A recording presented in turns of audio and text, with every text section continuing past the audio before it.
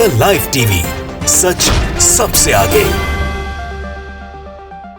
दोस्तों, ऐसा लगता है बीजेपी में एक प्रतिस्पर्धा चल रही है कुछ नेताओं में नंबर 2 बनने की, कि कौन कितने ज्यादा विवादित बयान देता है, कौन कितनी विवादास्पद बात करता है, किसका मीडिया में ज्यादा बड़ा विवाद वाला बयान छपता है। शायद वही नंबर 2 बनेगा या मोदी जी की जगह लेगा आगे भविष्य के अंदर। सबसे पहले योगी जी थे उसमें, और अब हिमंता बिस्वा शर्मा ने सारी हदें पार कर दी हैं। आए दिन उनके बयान ऐसे आते हैं जो अल्पसंख्यकों के खिलाफ होते हैं। ऐसा लगता ही नहीं है जैसे कि कोई मुख्यमंत्री संविधान की शपथ ले हुआ व्यक्ति बयान दे रहा हो। और अब हाल ही में जो उन्होंने बयान दिया है, यूं कह लीजिए कि बिला वजह एक जो बयान उन्होंने दिया ट्वीट के माध्यम से, उसने यूएस के मीडिया के अंदर बवाल खड़ा कर दिया है। मोदी जी एक जवाब देकर आए थे, कोई भेदभाव नहीं होता है हमारे यहाँ पर, और उस सब की पोल खोल के रख दी है हिमंता बिस्वा शर्मा के एक ट्वीट ने, जो यूएस मीडिया के अंदर बहुत ज्यादा छापा गया है। और जानते हैं आप किसने कवर किया है उसको? वॉशिंगटन पोस्ट ने अपने अखबार के अंदर प्रमुखता से लिखा है, और हिमंता बिस्वा शर्मा का फोटो लगा के लिखा है, और ये लिखा है कि Indian politicians tweet targets Barack Obama and Indian Muslims. भारतीय राजनेता का ट्वीट ने निशाना साधा है। भारतीय जनता भारत के एक राजनेता ने हमला बोला है किसके ऊपर? बराक ओबामा के ऊपर और भारतीय मुसलमानों के ऊपर ट्वीट के माध्यम से।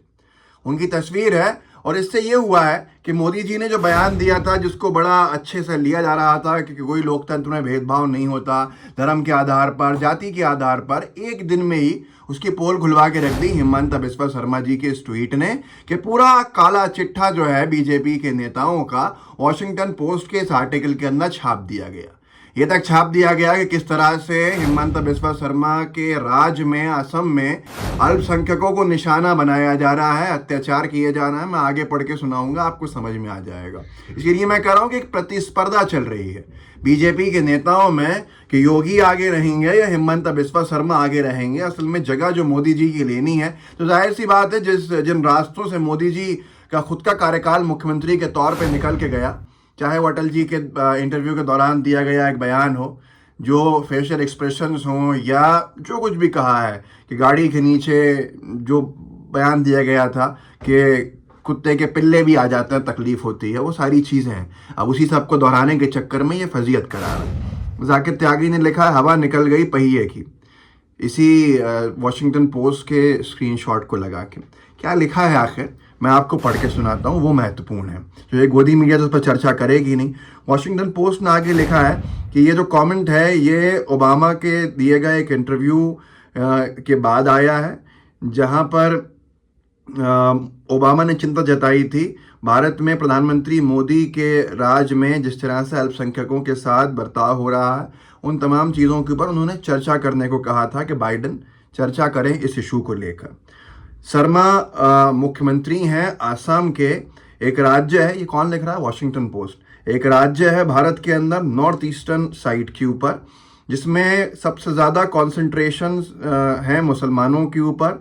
सबसे ज़्यादा ये भारतीय जनता पार्टी के उगते सितारे, उभरते सितारे हैं, जिनको बहुत क्रिटिसाइज भी किया गया है उनके हिंदू नेशनलिस्ट प्लेटफॉर्म के लिए, जिस तरह से उनके राज के अंदर माइनॉरिटी के अधिकारों के साथ ज्यादती की जा रही है, और प्रेस फ्रीडम यानी प्रेस की स्वतंत्रता इनके राज में कम होती जा रही है। आप सोचिए कि एक ट्वीट ने इतना सब कुछ खोल के रख दिया है वॉशिंगटन पोस्ट में, कि जो कुछ मोदी जी हमारे प्रधानमंत्री वहाँ कह के आए थे, जो कुछ अच्छा छप रहा होगा वहाँ पर, हिमंता बिस्वा शर्मा के इस ट्वीट के बाद से उसकी जगह पे पूरा यूएस जो है वो ये पढ़ रहा होगा जो हिमंता बिस्वा शर्मा ने जिस तरफ के अपना पूरी की पूरी आदत से मजबूर इस तरह की बात कह दी। आगे उन्होंने लिखा है कि against this backdrop of human rights issues Modi once ban from the United States because of, ये भी लिख दिया मोदी जी को पहले बैन किया गया था क्योंकि जिस तरह से बढ़ावा दिया गया था सांप्रदायिक हिंसा का, और ये तमाम चीज़ें, वो चीज़ें जिसके ऊपर चर्चा नहीं हो रही थी। मोदी जी पर लगने वाला जो पिछला बैन था यूएस में नहीं एंट्री कर पाने का, उसकी चर्चा भी वॉशिंगटन पोस्ट के इस आर्टिकल में आ गई। उन्होंने शर्मा का जो है हिमंता बिस्वा शर्मा का ट्वीट भी छापा है इसमें। रोहिणी सिंह को जवाब दिया है, ये किया है। आसाम की पुलिस को लेकर जो पवन खेड़ा को अरेस्ट किया गया था, डिटेन किया गया था, उस तक का इसमें जिक्र आ गया। बहुत सारी चीज़ें आई हैं, लेकिन एक चीज़ बहुत स्पष्ट है जो उन्होंने आगे लिखा है कि शर्मा के ट्वीट से ये बहुत स्पष्ट हो जाता है कि main stream Bharatiya Janata party का एक राजनेता इतने बड़े कद का और एक संवैधानिक पद के ऊपर बैठा हुआ मुसलमानों को लेकर क्या सोचता है। तो आप सोच लीजिए, इन्होंने ओबामा की बात को सही किया, साबित किया है, या फिर मोदी जी की बात को। ये खुद भी जानते हैं और आप भी जानते हैं, हम भी जानते हैं, और यूएस में जो लोग बैठे हुए हैं वो भी जानते हैं। ये निंदनीय है, क्योंकि प्रधानमंत्री के दौरे के बाद इस तरह की बयानबाजी करना, इनको अंदाजा होना चाहिए कि कितना भारी पड़ सकता है। वॉशिंगटन पोस्ट ने इस आर्टिकल को ट्वीट भी किया है और यही लिखा है कि ओबामा के ऊपर हमलावर हुए भारतीय राजनेता हेमंत बिस्वा शर्मा फ्राइडे को अपने ट्वीट के माध्यम से उन्होंने ये कहा है कि भारतीय पुलिस की प्राथमिकता यह है कि जो बहुत सारे हुसैन ओबामा भारत के अंदर हैं उनको पकड़ने की। Appointed reference to the countries Muslim population, एक सीधा जो था उन्होंने रेफरेंस दिया, इसके ऊपर सीधा जिक्र जो करते हैं वो भारतीय मुसलमानों का किया।